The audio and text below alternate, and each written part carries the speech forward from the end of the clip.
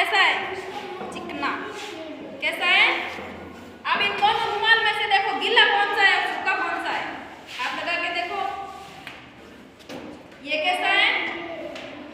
कैसा है ये? सूखा। कैसा है?